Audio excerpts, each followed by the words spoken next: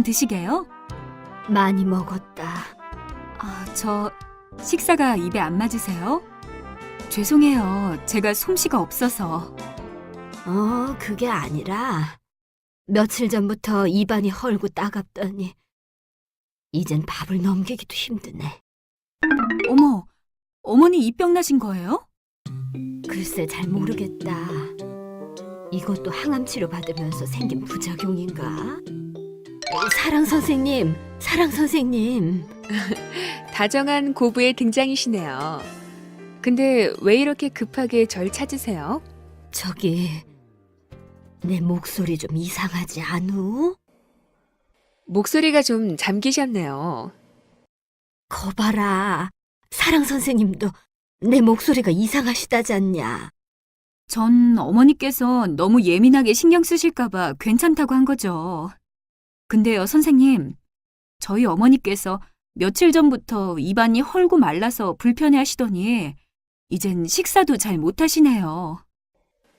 어디 해보세요. 구내염이시네요. 항암제가 암세포뿐만 아니라 구강점막세포를 파괴할 수 있거든요. 항암 치료 때문에 일시적으로 나타나는 거니까 너무 걱정하지 마세요. 그런 거지? 일시적이라면 나중엔 좋아지는 거죠? 그럼요. 보통 항암제 주사를 맞고 5일에서 14일 사이에 구내염들이 많이 나타날 수 있는데 항암 치료 끝나고 좀 지나면 나아지니까 너무 걱정하지 마세요. 전 또 어디 딴 데가 안 좋아지셨나 해서 얼마나 걱정했다고요. 얘는 무슨 겁이 그렇게 많니? 시집만 왔지 아직 어린애라니까. 근데 항암 치료하면 다 나같이 구내염이 생기는 거요? 구내염은 항암 치료로 생기는 아주 흔한 부작용 중 하나예요. 누구나 다 생기는 건 아니고요. 어떤 분은 좀 심하게 앓기도 하시고 또 어떤 분은 가볍게 지나가기도 하세요. 이지정님처럼 목소리가 잠기거나 통증을 느끼는 경우가 많아요. 음식물을 삼킬 때 불편하거나 아파서 식사량이 줄어들 수도 있고요. 왜요? 또 입안이 불편하세요? 해보세요. 구내염이 생기면 혀의 돌기가 사라지고 염증이 생기거나 갈라집니다. 구강점막은 헐고 창백해지며 하얀 반점과 궤양이 생길 수 있고요. 잇몸이 붉거나 부어서 출혈이 생길 수 있고 치아가 지저분하고 치태도 생길 수 있습니다. 어머니는 얼굴만 이쁘신 줄 알았더니 입속도 이쁘시네요. 네가 시애미를 놀리는구나. 그리고 항암 치료로 구내염이 생기면 입술이 건조하거나 갈라지고 궤양이나 출혈이 생길 수도 있습니다. 구내염 증세를 좀 좋게 하는 방법이 없을까요? 입안이 헐고 건조해서 아주 불편해 하시거든요. 양치는 부드러운 칫솔로 해주시는 게 좋고요. 식후 3번, 취침 전 1번, 이렇게 하루 4번은 하셔야 합니다. 틀니가 있으신 경우엔 식후엔 잘 씻어주시고 되도록 식사 시간 외엔 빼놓으세요. 잘 때도 마찬가지로 틀니를 빼놓으세요. 양치하기 전에 따뜻한 물에 칫솔을 헹궈서 사용하면 칫솔모가 부드러워지니까 한번 해보세요. 그거 좋은 방법이네요. 치약은 아무거나 써도 될까요? 불소가 함유된 치약이 좋고요. 미백 치약은 치아 마모 성분이 들어있으니까 별로 안 좋아요. 가글링을 자주자주 해주는 것도 좋고요. 가글링은 약국에서 파는 걸로 하나요? 소금물로 하나요? 사는 가글링 용액은 알코올 성분이 들어있어 입안을 더 마르게 하거든요. 항암제로 인한 구내염에는 사용하지 않는 게 좋습니다. 제가 한사랑표 특제 가글링 용액을 만드는 비법을 좀 알려드릴까요? 일단 재료는 약국에서 파는 생리식염수 또는 물과 소금이 전부입니다. 생리식염수로만 각을 하셔도 되고 물 500ml에 소금 4분의 1티스푼을 타서 마구 흔들어냅니다. 좌로 2번, 우로 2번. 이때 몸도 같이 흔들어 주시면 운동도 되고 스트레스도 풀립니다. 가글링은 양치 후에 하는 게 좋은데요. 한사랑표 특제 가글링 용액을 컵에 따라서 입에 물고 30초 이상 입안과 목에 잘 닿도록 헹굽니다. 같은 방법으로 3, 4회 이상 반복하고요. 가글링 용액으로 입안을 헹구고 나선 다시 물로 헹구지 않습니다. 음식은 가글링을 한 후 2, 30분 지난 다음에 드시고요. 한 번 만든 가글링 용액은 냉장 보관해서 3, 4일 정도 사용하시면 됩니다. 혹시 남으면 미련 없이 버리시고요. 어머니, 오늘 당장 가글링 용액 만들어 드릴게요. 근데요, 그 비법 아무한테나 가르쳐 주시면 안 돼요. 아셨죠? 알겠습니다. 혹시 누설하게 되면 저작권자가 한사랑 간호사님이라고 꼭 밝히겠습니다. 근데 어머님이 식사를 통 못하셔 걱정이에요. 이지정 여사님, 고단백 비타민식으로 잘 드셔야 빨리 회복되실 수 있어요. 아시죠? 양념이 강하거나 자극적인 음식은 피하시고요. 부드럽고 씹기 쉬운 음식으로 준비해 주세요. 그리고 음주나 흡연은 당연히 피하시고요. 아이고, 친구들 불러 술판 좀 버리려 했더니 안 되겠네. 아휴, 입안이 자꾸 마르는데 도움이 되는 방법이나 더 알려줘요. 무설탕 껌이나 무설탕 사탕이 도움이 되실 거예요. 그리고 입술이 마르시면 보습제를 발라주시면 좋죠. 뭐 조심할 건 없나요? 이쑤시개나 딱딱한 음식, 과도한 칫솔질은 구강에 손상을 주니까 조심하시고요. 구내염이 얼마나 심해지면 병원에 와야 하나요? 항암 치료로 구내염이 생겼을 때 입안에 움푹 패인 궤양이 생기거나 통증이 심해서 음식을 먹기가 어려우면 병원에 오셔서 적절한 조치를 취하셔야 되죠. 어머니, 수시로 입안을 살피셔야겠어요. 제가 집에 가는 길에 이쁜 손거울 하나 사드릴게요.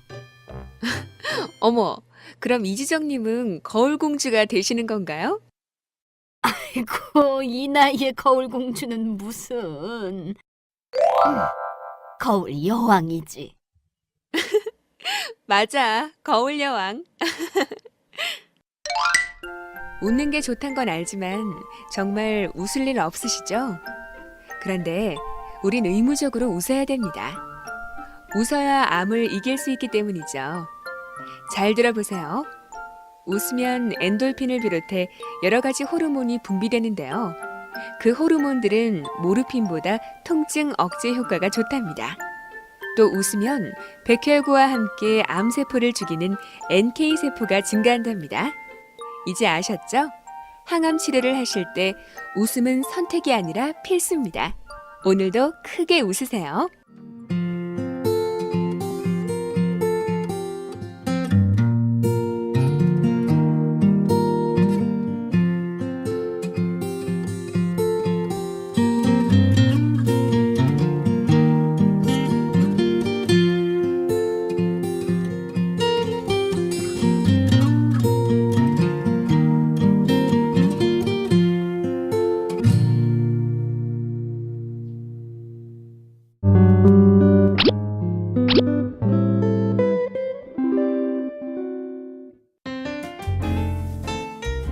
여보, 김치 좀 만들었는데 먹어볼래?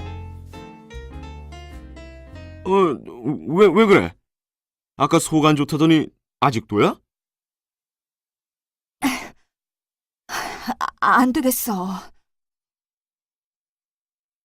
여보. 이상하네. 혹시 항암 치료 때문인가? 사랑 간호사님. 예, 저 여기 있어요. 무슨 일인데 이렇게 급하게 오세요? 이 사람이요. 울렁거린다고 하고 토하고 난리예요.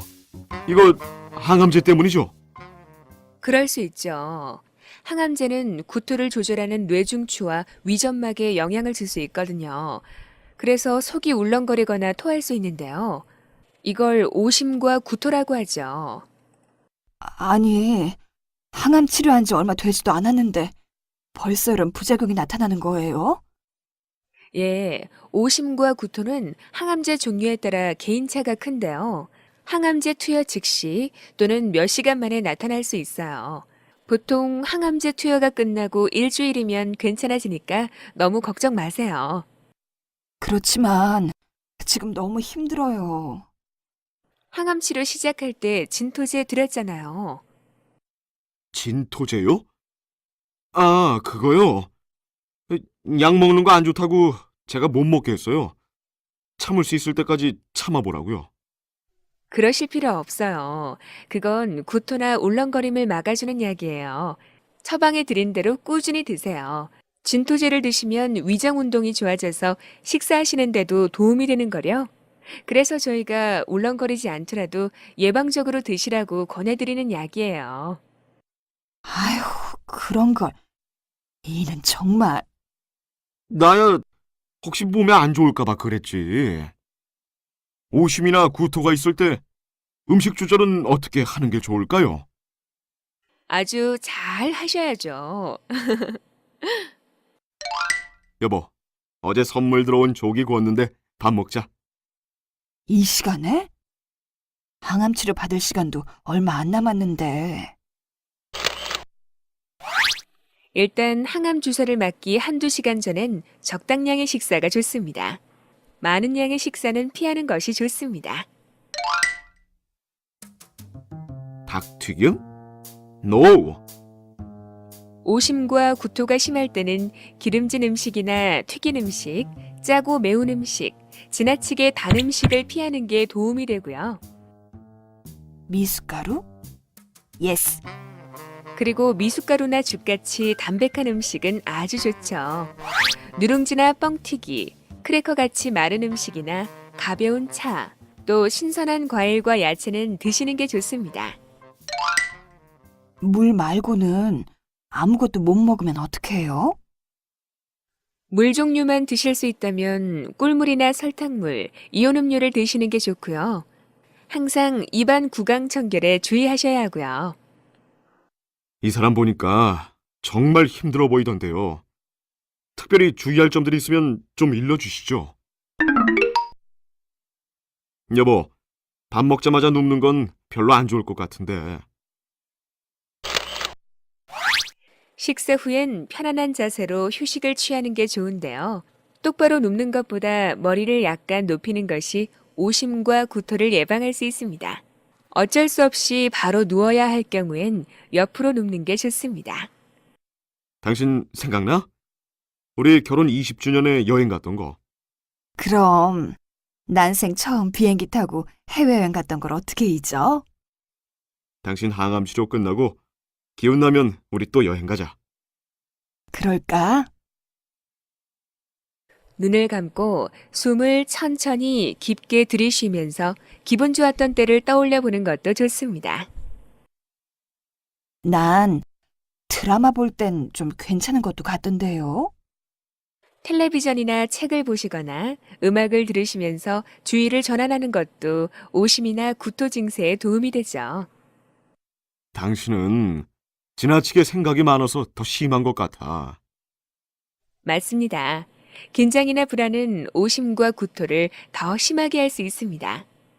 기도나 명상, 산책 같은 것도 도움이 될 거예요. 오심과 구토도 심하면 병원에 와야죠?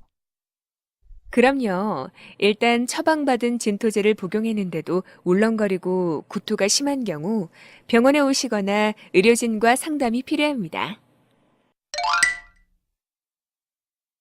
여보, 조금만 먹어봐요. 아휴, 도저히 못 먹겠어. 24시간 동안 아무것도 못 먹고 탈수 증상이 있을 때 의료진에게 알려야 하는데요. 탈수 증상이라면 심하게 갈증이 난다든지 혀나 구강 점막이 건조해지고 일어날 때 현기증이 나거나 또 아주 무기력해지는 걸 말하는데요. 아주 심할 경우는 의식 저하가 생기기도 합니다. 더 주의해야 할 점은 없나요? 구토 전에 심한 복통이 있으면서 배가 부풀어 오르고 팽만감이 느껴질 땐 의료진에게 알려야 합니다. 또 구토를 여러 번 하고 소변이 진한 노란색이거나 평상시보다 소변량이 현저하게 줄었다면 역시 의료진들에게 알려야 되고요. 여보, 벌써부터 걱정할 필요 없어. 내가 당신 기분 좋아지게 재밌는 이벤트를 준비할 테니 기대하시라고. 정말요? 저도 좀 끼워주시면 안 될까요? 안 됩니다. 오직 차현실 여사만을 위한 맞춤형 공연이거든요. 아침에 일어나서 제일 먼저 뭘 하세요? 오늘부턴 거울을 보세요. 그리고 영화 배우처럼 멋있고 크게 웃으면서 이렇게 얘기해 보세요. 사랑아, 너 어쩜 이렇게 예쁘니? 정말 잘났다. 오늘 하루도 건강하게 열심히 살자. 여기서 키포인트는 본인의 이름을 부르는 것과 예쁘다고 얘기하는 건데요. 누가 나를 예뻐하고 사랑해 줄 때까지 기다리지 말자는 겁니다. 내가 나를 귀하게 여기고 사랑해야 남들이 그리고 질병이 나를 함부로 여기지 않는다니까요.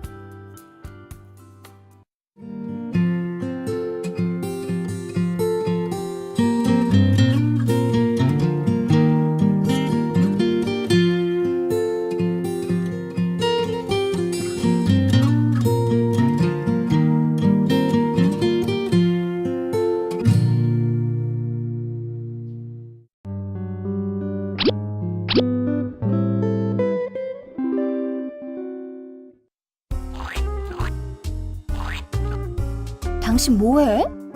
애들처럼 반찬을 뒤적거리고. 반찬이 다 왜 이래? 이건 쓰고 저건 이상한 맛이 나고. 난 맛만 좋네. 갑자기 왜 이렇게 심통이야? 에휴, 그렇게 맛있으면 당신 혼자 다 먹어. 아, 깜짝이야. 이거 왜 이래 정말? 혹시 항암 치료 때문에 식욕 부진이 생겼나? 어머, 두 분 사이가 심상치 않아 보이는데요. 혹시 사랑 싸움이라도 하셨어요? 사랑 싸움은요. 저희는 그럴 나이 훨씬 지났답니다. 이가 심기가 좀 불편해서요. 뭐가 불만인지 반찬 투정을 하더니 어제 저녁부턴 아예 단식 투정이 들어갔다니까요. 이 사람 말하는 것 좀 봐. 매사 이렇게 전투적이라니까요. 강미래님, 식욕이 없으세요? 이 사람 손맛이 변했어요. 단맛이 전혀 안 나고 쓴맛만 나고요. 어떤 건 이상한 금속성 맛만 느껴지고. 그래서 그런지 어제 저녁부터는 아무것도 먹고 싶지 않더라고요. 항암제나 암 자체가 미각에 변화를 가져올 수도 있어요. 그래서 평소와 맛을 다르게 느끼거나 식욕 부진이 생길 수 있죠. 또 암이나 치료에 대한 걱정 때문에 식욕 부진이 생기는 분들도 계시고요. 개인차가 있긴 하지만 항암 치료 끝나고 2주에서 6주면 식욕은 회복되니까 너무 걱정 마세요. 항암 치료를 받는 환자가 입맛이 없다고 식사를 게을리하면 안 되잖아요. 그럼요. 항암 치료를 잘 받으려면 영양 섭취를 잘해야죠. 일단 구강을 청결하게 유지하는 것도 입맛을 돋우는 데 도움이 됩니다.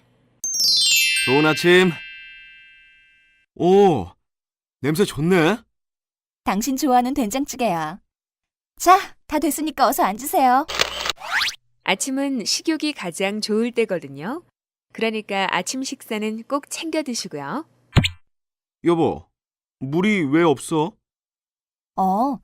우리 식사 전후나 식사 중엔 되도록 물 마시지 말자.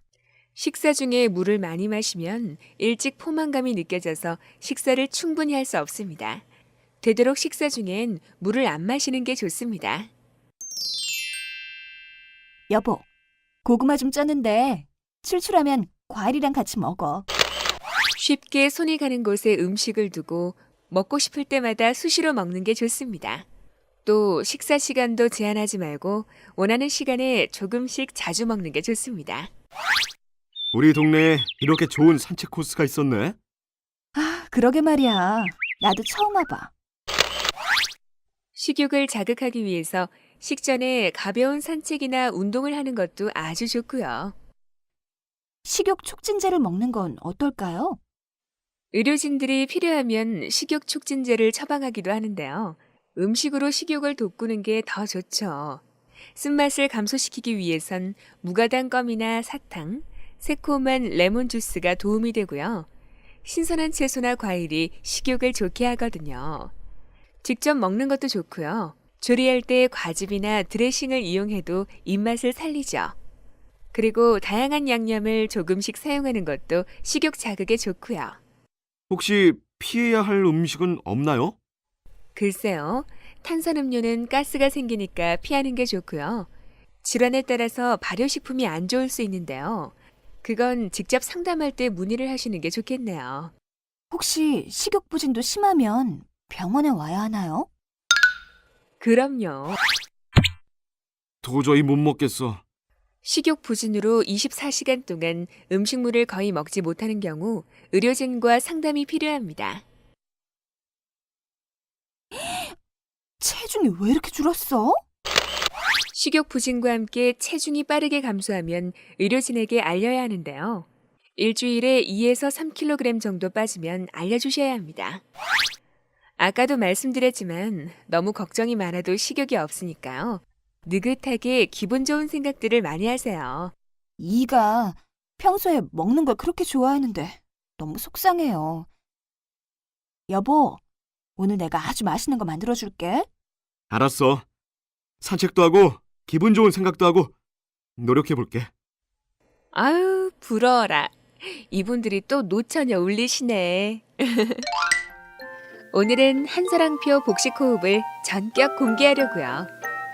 편안하게 자세를 잡고요. 배에다 두 손을 갖다 댑니다. 온몸에 힘을 빼고 코로 천천히 숨을 들이쉽니다. 배가 풍선처럼 빵빵해지는 게 양손으로 느껴지시죠? 그리고 숨을 잠시 참으세요. 자, 이젠 입으로 숨을 내뱉으세요. 하시면서요. 천천히 몸속에 숨이 들어가고 나가는 걸 느껴야 되는데요. 기왕이면 숨 쉴 때 좋은 공기가 내 몸속에 들어가고 내뱉을 땐 나쁜 독소가 다 빠져나간다고 생각하시면 좋겠죠? 자, 다시 한번 해볼까요? 좋은 공기가 몸으로 들어옵니다. 네, 잠시 멈추시고요. 나쁜 기운이 빠져나갑니다. 자, 이제 여러분도 한사랑표 복식 호흡 하실 수 있으시겠죠?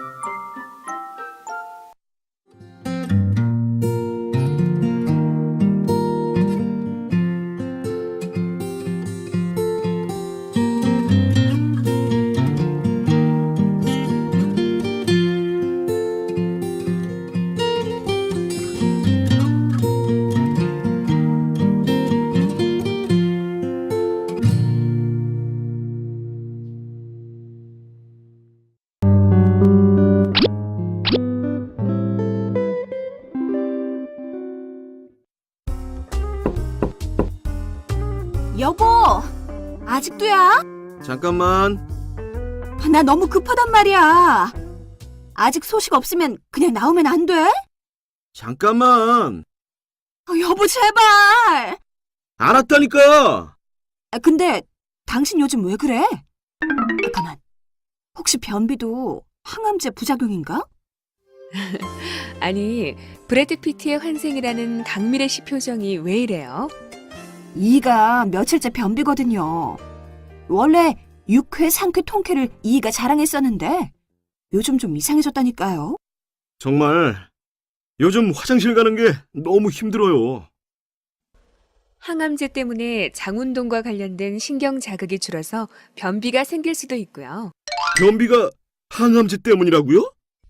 항암제 자체의 원인 이외에도 항암화학요법으로 음식이나 수분 섭취가 부족하거나 활동량이 감소해서 변비가 올 수도 있어요. 마약성 진통제 때문에 변비가 생길 수도 있어요. 그랬군요. 어쩐지. 근데 언제까지 이렇죠? 항암제 때문에 생긴 변비는 일시적이니까 너무 걱정 마세요. 보통 약물 치료가 끝나고 일주일이면 정상적인 배변 습관으로 돌아와요. 근데 변비의 기준이 어떻게 되나요? 어디서부터 어디까지가 변비인지 좀 애매하죠? 개인마다 좀 차이가 있어요. 대변을 전혀 볼 수 없을 때는 당연히 변비고요. 평소보다 대변 보는 횟수가 줄어들었을 때도 변비라고 하죠. 그리고 대변이 단단하고 건조한 데다 양이 적고 또 아프거나 불편하면 변비입니다. 제가 평소에 변비로 고생을 좀 하는데요. 물을 많이 마시면 좀 괜찮던데. 항암제로 나타나는 변비도 물을 마시는 게 도움이 될까요? 좋죠. 변비엔 수분을 충분히 섭취하는 게 중요합니다.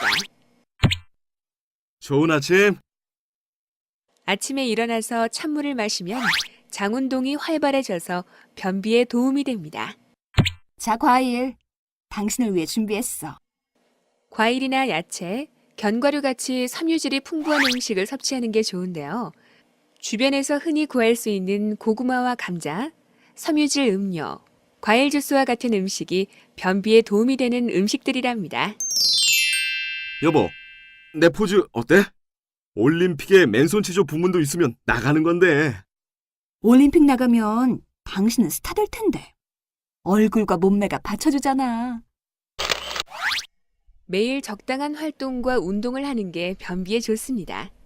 운동을 할 수 없으면 복부 마사지를 반복하고 침대나 의자에 앉아 있는 동안 자주 다리를 움직여줘야 합니다. 저는요, 소식이 오거나 말거나 일정한 시간에 화장실에 가서 앉아 있었거든요. 그러다 보니 그 시간이면 슬슬 소식이 오던데요. 매일 같은 시간에 대변을 보도록 하는 것도 아주 중요합니다. 근데 무리하게 힘을 주다 보면 머리 쪽 압력이 증가할 수 있으니까 고혈압 환자는 특히 조심해야 됩니다. 그럼 관장을 하는 건 어떤가요? 좌약이나 관장은 감염의 원인이 될 수 있으니까 함부로 처방 없이 사용하면 안 되고요. 의료진들과 상의해서 적절한 변 완화제를 쓸 수 있습니다. 제가 변비 선배로서 한마디 하자면 좌욕도 괜찮은데. 아, 맞아요. 따뜻한 물에 좌욕을 하거나 비대를 하는 것도 항문 근육을 이완시켜 배변을 원활하게 합니다. 이제 보니까 당신 변비 전문가네. 근데요, 사랑 간호사님, 변비가 얼마나 심하면 의료진과 상의를 하나요? 매일 변을 보던 경우라면 2, 3일 정도 대변을 못 봤을 때, 2, 3일에 한 번씩 화장실을 가는데 6일 정도 화장실을 못 갔다. 그럴 때 의료진한테 알려야죠. 그리고 무리하게 힘을 주다 항문이 갈라지고 피가 나고 아프면 감염의 원인이 될 수 있으니까 반드시 의료진에게 알려야 합니다. 내가 당신 맘 잘 알아. 변비 정말 괴로울 거야. 그러고 보니 그동안 당신 엄청 힘들었겠다. 아이고, 두 분 노처녀 약 올리세요. 좋은 생각을 해야 병이 빨리 낫는다는 것 아세요? 수술 후 회복기 환자들을 조사했는데요. 의사가 수술 경과가 좋다는데도 아프다, 컨디션이 안 좋다고 불평하는 환자들은 회복 속도가 늦더랍니다. 또 항암 치료를 받는 환자들 중에 긍정적인 생각을 가진 사람들이 통증을 훨씬 덜 느낀다는 연구 결과도 있고요. 어떻게 하면 긍정적인 마음이나 감사하는 마음이 생길까요? 이것도 고도의 연습이 필요한데요. 하루에 한 번쯤 주변에 고마운 사람과 감사한 일들을 생각해 보세요. 감사하는 마음, 긍정적인 마음이 어렴풋이 느껴질 겁니다. 긍정의 힘, 꼭 기억하세요.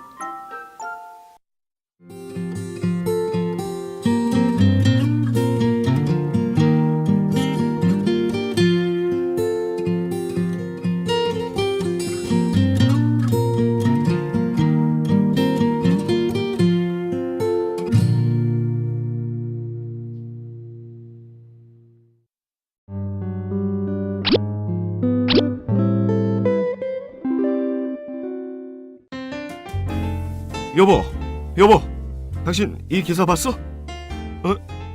이 사람이 어디 갔지? 여보! 나 여기 있어. 어디 갔다 왔어? 화장실. 뭐 또 뭘 잘못 먹었나? 잠깐만. 또야? 가만, 혹시 설사도 항암 치료 때문인가? 아니, 어쩐 일로 혼자 오세요? 차현실님은요? 화장실 갔어요. 어제부터 계속 설사를 하는데 안쓰러워 죽겠어요. 혹시 항암 치료와 관계 있을까요? 그럴 수 있죠. 항암제 치료가 장 점막에 손상을 가져와 소화 기능에 문제가 생겨 설사가 생길 수 있어요. 언제까지 설사해야 하는데요? 당신 언제 왔어? 지금 막 설사 때문에 힘드시죠? 그래도 크게 걱정하지 마세요. 설사는 항암 치료로 인한 흔한 부작용 중의 하나로 항암제 복용을 중단하거나 지사제 복용으로 조절될 수 있어요. 일반적으로 항암제로 인한 설사는 일시적이고 항암 치료가 끝나면 곧 정상으로 돌아와요. 그럼 설사 멈추는 약을 좀 먹어도 될까요? 설사가 심하면 몸이 허약해지고 체중도 줄고 항문 주위 염증에 영양 부족까지 일으킬 수 있어요. 그래서 지사제를 복용하거나 정맥을 통해 수액 공급을 할 수도 있는데요. 반드시 의료진과 상담을 해야 돼요. 아, 그렇군요. 그럼 이제 어떻게 해야 하나요? 설사는 다 마찬가지지만 항암제로 인해서 설사를 할 땐 특히 음식에 조심하셔야 돼요. 일단 충분한 수분 섭취로 손실된 체액을 보충해줘야 합니다. 여보, 과일. 수분을 충분히 섭취하랬으니까 과일도 많이 먹어야죠. 고마워요. 잠깐만요. 항암제 때문에 설사를 할 땐 야채나 과일같이 섬유소가 많은 음식은 안 드시는 게 좋습니다. 그리고 우유나 유제품도 제한하고요. 지방이 많은 음식도 안 드시는 게 좋습니다. 나성실표 특급 미음 대령이요. 설사가 심할 땐 소화가 잘 되고 부드러운 미음이 좋고요. 설사가 멈추면 죽, 밥의 순서로 식사를 합니다. 오늘은 미음을 좀 써야겠다. 음식 말고 또 뭐 주의할 건 없나요? 일단 지사제를 함부로 복용하지 말라는 말씀은 드렸고요. 설사 횟수가 많아지면 항문이 자극을 받아서 상처가 생길 수 있고 그래서 2차 감염이 발생할 수 있습니다. 따뜻한 물로 깨끗이 씻고 톡톡 두드리듯이 닦아서 잘 건조시키는 것이 좋습니다. 설사가 얼마나 심하면 병원에 와야 하나요?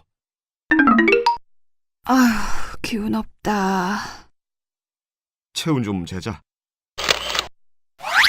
설사와 동시에 열이 38도 이상 오르면 의료진에게 알려야 합니다.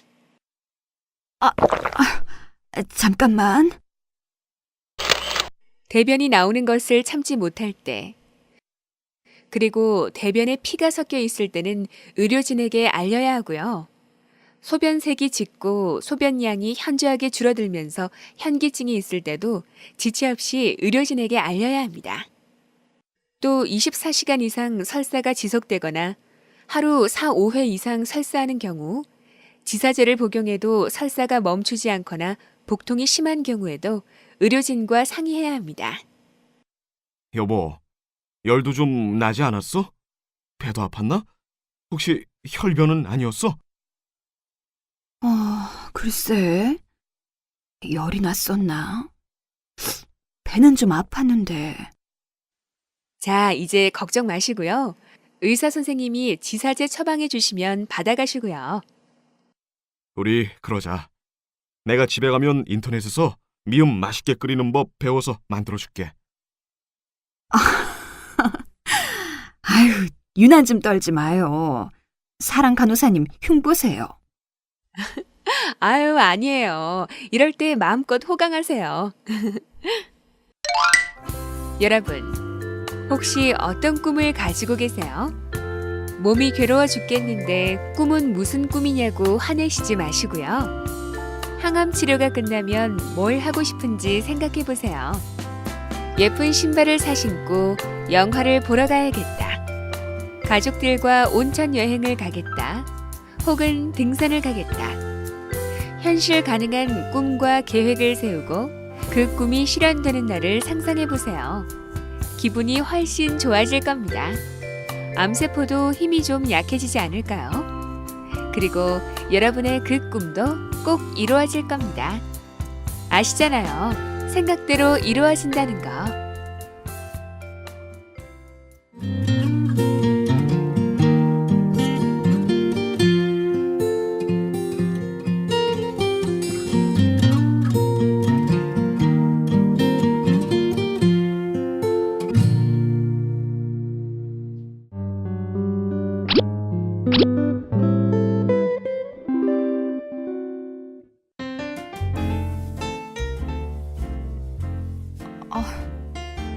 여보, 이것 좀 봐.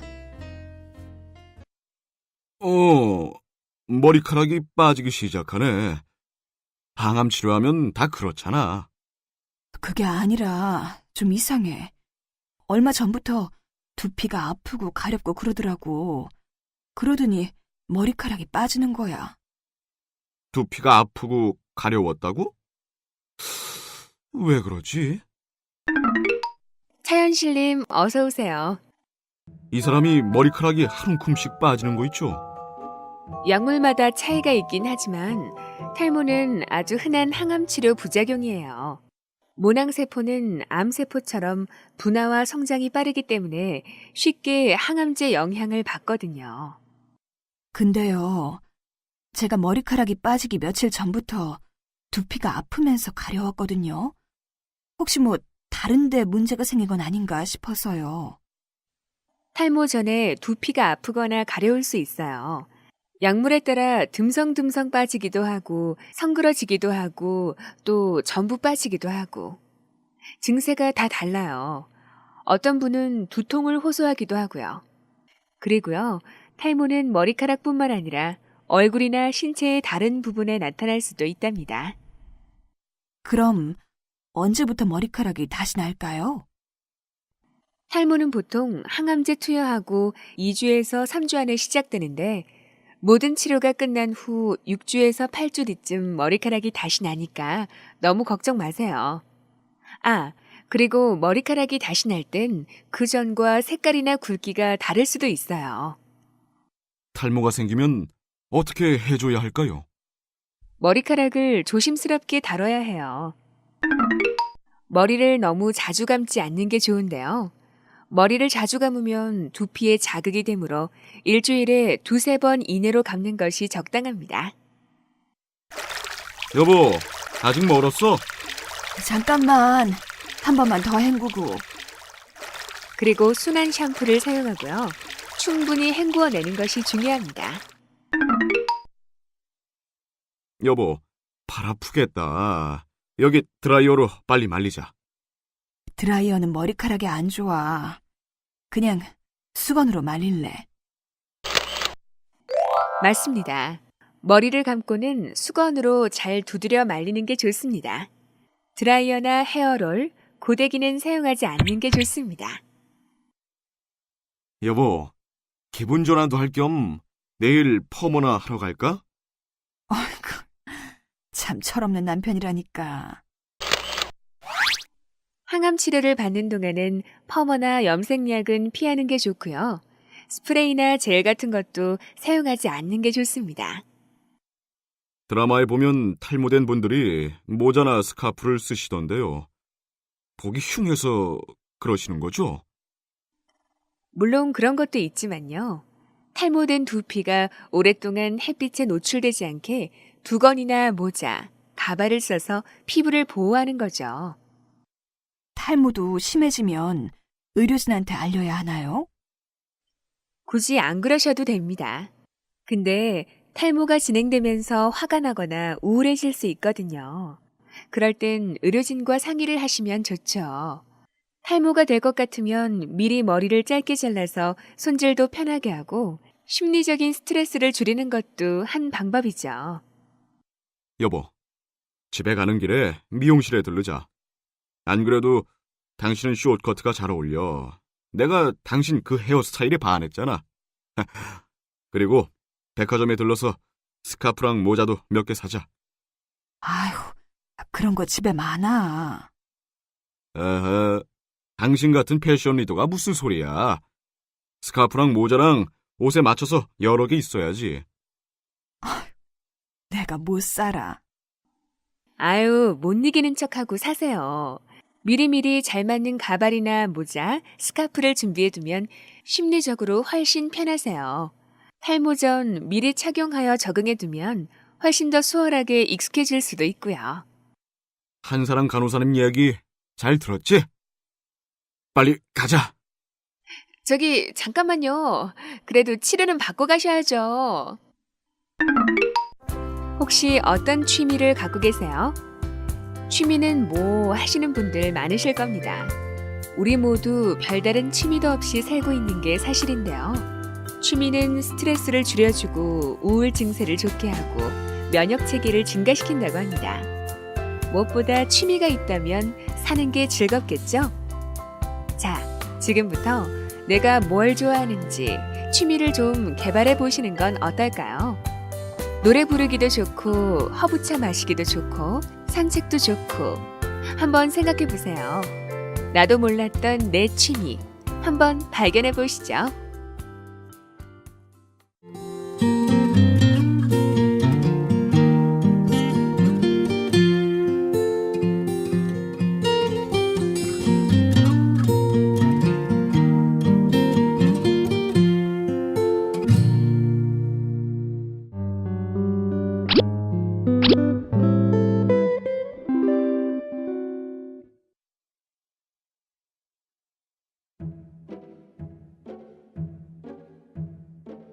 어머니, 저 왔어요.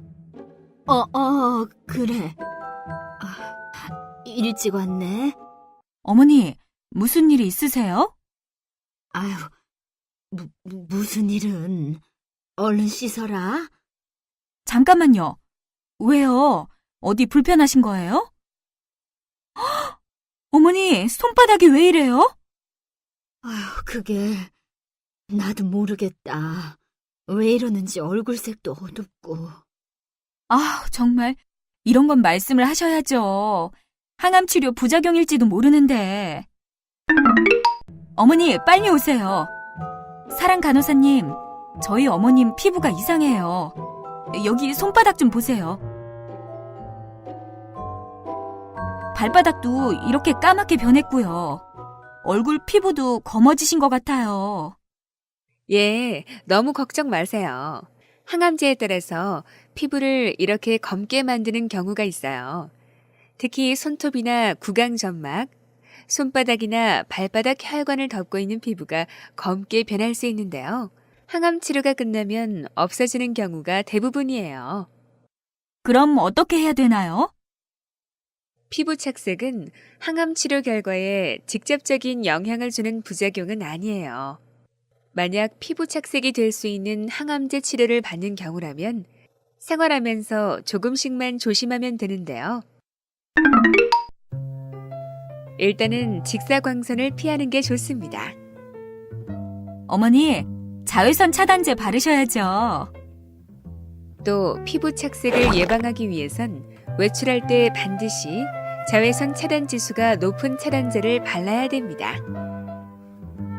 여기 긴 소매 입으시고요. 모자도 쓰세요. 그리고 햇빛이 직접 닿지 않도록 긴 소매옷이나 모자도 착용하시고요. 우리 어머니 완전 멋쟁이 되셨네. 또 손톱이나 발톱에 변화가 있는 경우에는요. 손을 보호하기 위해 설거지나 청소할 때 장갑을 껴야 하고요.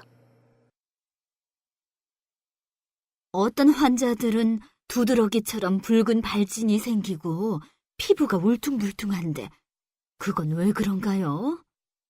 항암제의 종류에 따라서 그렇게 발진이 생길 수도 있고 개인에 따라서도 차이가 있을 수 있어요. 발진이 생겼을 때는 특히 피부 관리에 주의해야 하는데요. 어머니, 샴푸랑 비누는 제가 새로 사다 놓은 거 쓰셔야 돼요. 항암제 때문에 피부 발진이 생겼을 땐 피부를 청결하게 유지하는 게 중요한데요. 샴푸나 목욕할 때 순한 비누를 사용하거나 아예 비누를 사용하지 않는 것이 좋습니다. 어머니, 때미시면 안 돼요. 감염이나 피부 손상을 예방하기 위해서 피부를 긁거나 문지르는 걸 피해야 합니다. 어머니, 여기 로션이에요. 그리고 보습력이 뛰어난 로션이나 크림을 바르시고요. 연고는 의료진에게 직접 처방받은 연고만 사용합니다. 향수나 향기 나는 로션은 사용하지 않는 게 좋습니다. 어머니, 이 옷이요. 감촉이 너무 좋아요. 한번 입어보세요.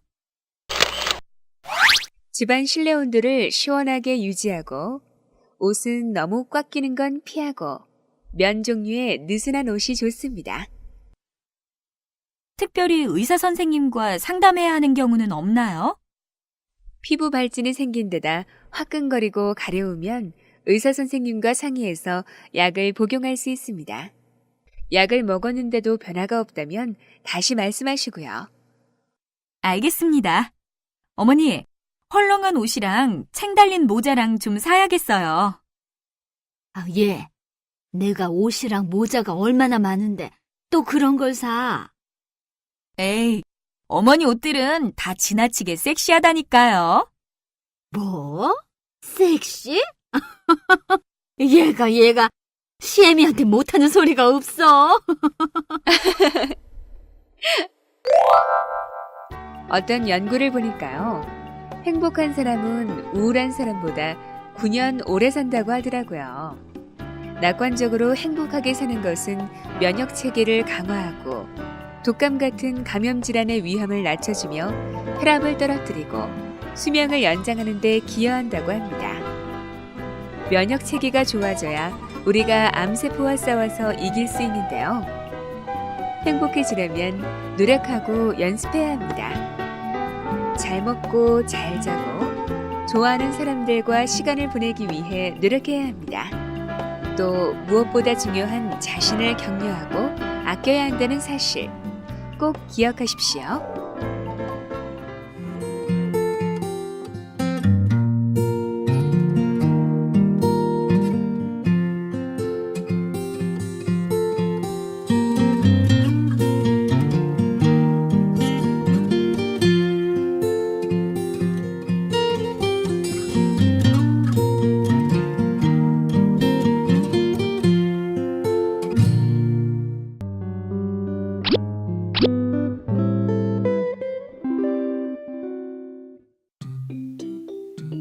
어머니, 과일 드세요. 과일은 좀 이따 먹고 손 좀 주물러라. 왜요? 아프세요? 어머니, 손이 왜 이래요? 부은 것 같은데요? 한 이틀 전부터 손발이 저리고 감각도 좀 이상하더니 이렇게 붓고 불그스름해진다. 아까부턴 좀 가려운 것도 같고. 뭘 잘못 드신 것도 없고. 혹시 이상한 거 만지셨어요? 그런 건 아닌데 항암 치료 때문에 그런 건 아닐까? 마침 한사랑 간호사님이 계시네. 어서 오세요. 무슨 일 있으세요? 저희 어머님 손발이 이상해요. 이렇게 붓고 붉어지셨는데요. 어젯밤부턴 가렵기도 하시대요. 어디 좀 보여주세요. 수족 증후군이시네요. 수족 증후군이요? 항암제에 따라서 이런 수족 증후군이 생길 수도 있거든요. 이주정님처럼 손발이 저리거나 무감각한 느낌이 있으면서 붓거나 붉어지고 가려워지는 증상이죠. 심하면 물집이 생기고 피부가 벗겨져서 통증이 심해지기도 해요. 어머, 그럼 우리 어머님 어떡해요? 증세가 심한 경우에는 항암제를 일시 중단하거나 용량을 줄일 수 있어요. 항암제 약만 조절해도 피부는 몇 주 내 정상으로 돌아오는 경우가 많으니까 너무 걱정하지 마시고요. 아, 그렇군요. 그런데 수족 증후군인가 뭔가 생기면 집에서 어떻게 해야 돼요? 항암 치료 중엔 수족 증후군이 발생하면 무조건 손발을 호강시켜야 돼요. 특히 치료 전에 수족 증후군이 생길 수 있다고 들으신 분은 더 신경 쓰셔야 돼요. 어머니, 손이랑 발 좀 내보세요. 제가 보습크림 발라드릴게요. 아유, 냄새 좋다, 얘. 알코올이 없는 피부 보호제를 손발에 듬뿍 발라서 건조해지는 걸 막고요. 어머니, 주무시기 전에 이 장갑 끼시고요. 여기 양말도 신으세요. 그리고 보습크림의 흡수를 돕기 위해 잘 때는 면으로 된 장갑과 양말을 착용하는 게 좋습니다. 치료받는 동안 뜨거운 물에 손발을 오랫동안 담그는 것을 피해야 합니다. 미지근한 물은 괜찮고요. 손으로 하는 일을 가급적 피해야 하는데 설거지나 청소를 할 땐 장갑을 껴서 손을 보호하고요. 피부가 마찰되거나 압박이 가지 않도록 합니다. 발톱을 자를 때는 반듯하게 자르시고요. 너무 꼭 맞는 신발도 피해야 합니다. 음식은 특별히 조심할 거 없나요? 특별히 신경 쓸 건 없으신데요. 하루 물을 8잔에서 10잔 정도 마셔주면 피부 건강에 도움이 되죠. 어쨌거나 물은 많이 마시는 게 좋네요. 그나저나 항암제 부작용인지도 모르고 그냥 집에서 참고 견디는 사람들도 있겠네요. 참을만 하면 괜찮지만 반드시 의료진과 상의해야 할 경우들이 있어요. 물집이나 궤양이 있을 때는 상처를 치료해야 하니까 의료진을 만나야 하고요. 손발의 통증이 심하거나 붉어지고 벗겨지면 감염이 될 수 있으므로 의료진과 상의가 필요합니다. 어머님, 열도 좀 있으신 것 같아요. 그러면서 체온이 38도 이상으로 올라가면 반드시 병원에 오셔야 돼요. 어머니, 저도 잘 살필 테니까 좀 이상하다 싶으면 바로 저한테 말씀하세요. 아셨죠? 알았어, 내가 얘들이니? 아유, 얘가 이렇게 걱정이 많다니까요. 두 분은 고부간이 아니라 모녀 같으세요. 고부가 친하면 안 되나? 보기 좋다고요. 어머니, 우리 집에 가다 시장에 좀 들려요. 좋은 보습제도 사고 편안한 신발도 좀 사게요. 아이고, 이번엔 정말 내 손발이 호강하려나 보네. 지하철 창문이나 쇼윈도에 비친 얼굴 보고 깜짝 놀라신 적 없으세요? 내 얼굴이 왜 이렇게 무서워 하면서요. 하도 무표정하게 지내다 보니 근육이 경직돼 그런데요. 제가 근육 에어로빅법을 알려드릴게요. 입이 아래 위로 아. 이번엔 약간 아래로요. 에. 이번엔 좌우로 있는 힘껏 이. 이번엔 잔뜩 오므려 주세요. 오. 자, 마지막으로 오리 입을 만드세요. 우. 아, 에, 이, 오, 우 하고 얼굴 근육 에어로빅을 하시면 주름도 없어지고 표정도 좋아지고 동안이 된다는데요. 항암 치료 받으면서 예뻐졌던 소리 좀 듣게 에어로빅 시작해 볼까요? 아, 에, 이, 오, 우. 하지만 가장 좋은 얼굴 에어로빅은 크게 웃는 거랍니다. 보기만 해도 기분이 좋아지시죠?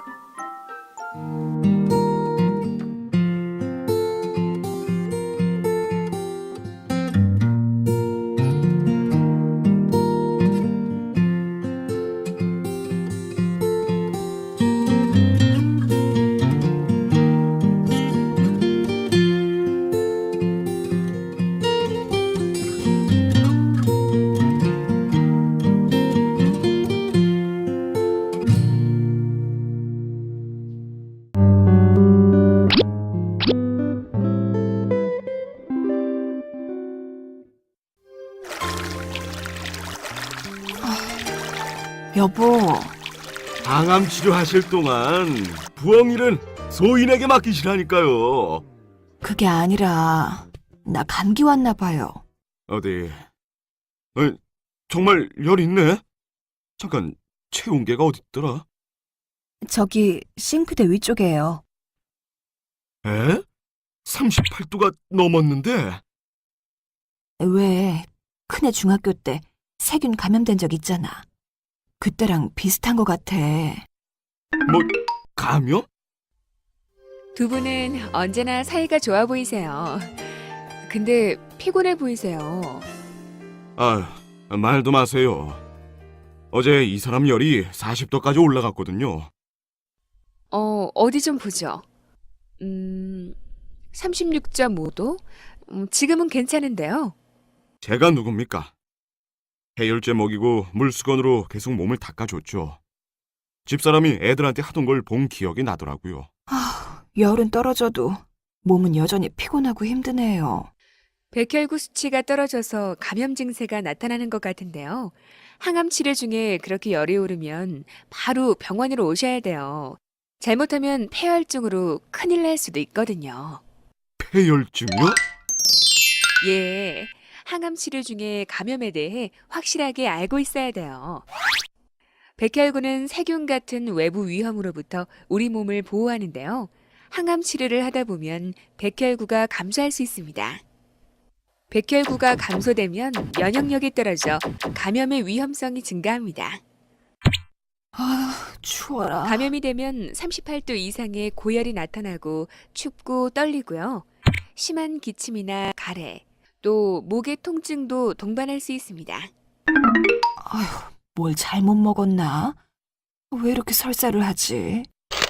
음식과 상관없이 설사를 하기도 하고요.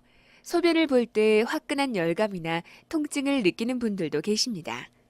그리고 수술 부위나 중심 정맥관 삽입 부위가 빨갛게 부어오르기도 합니다.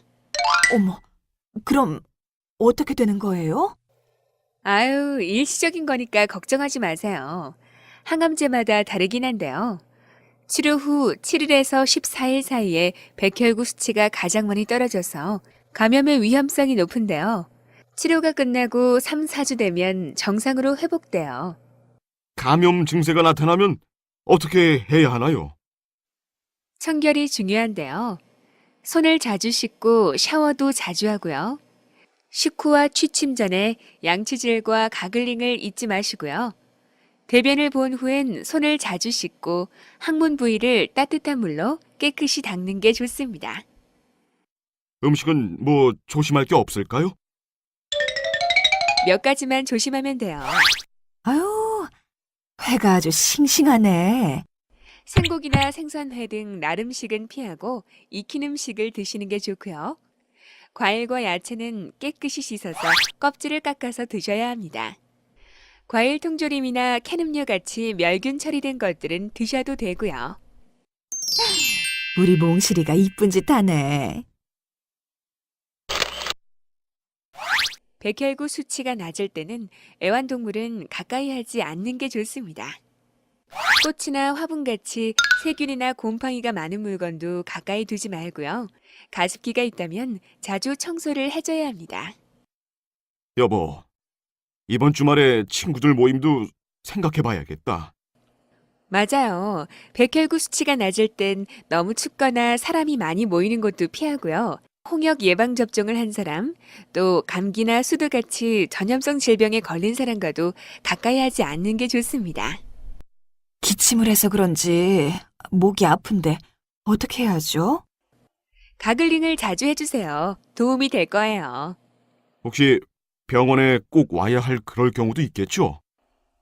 38도 이상 열이 나고 수술 부위나 중심 정맥관 부위가 빨갛게 부어오르면서 통증이 있다든지 또 소변을 볼 때 아프면 즉시 병원에 오셔서 치료를 받으셔야 합니다. 아까도 말씀드렸지만 함부로 해열제를 복용하고 치료를 못 받으면 폐혈증이 될 수도 있거든요. 어제 같은 경우엔 병원에 꼭 왔어야 했던 거군요. 열이 있다 싶으면 늘 체온을 재봐야겠네요. 어제 보니까 체온계가 시원치 않던데 하나 사야겠네. 이거 체온계인데요. 이 체온계로 체온을 자주 재보세요. 두 분 열심히 치료하시는 모습을 보면 제가 기분 좋고 힘이 나거든요. 아유, 번번이 번번이 고맙습니다. 고맙습니다. 미국에 접촉연구소라는 곳이 있는데요. 암 환자들에게 마사지를 해줬더니 면역 기능이 강해지더랍니다. 마사지로 스트레스 호르몬이 줄어들었기 때문이 아닐까 추측을 하는데요. 전문적인 마사지는 아니더라도 항암 치료를 하는 가족의 손을 꼭 잡아주고 따뜻하게 안아주세요. 부작용이 전혀 없는 최고의 항암제가 될 겁니다.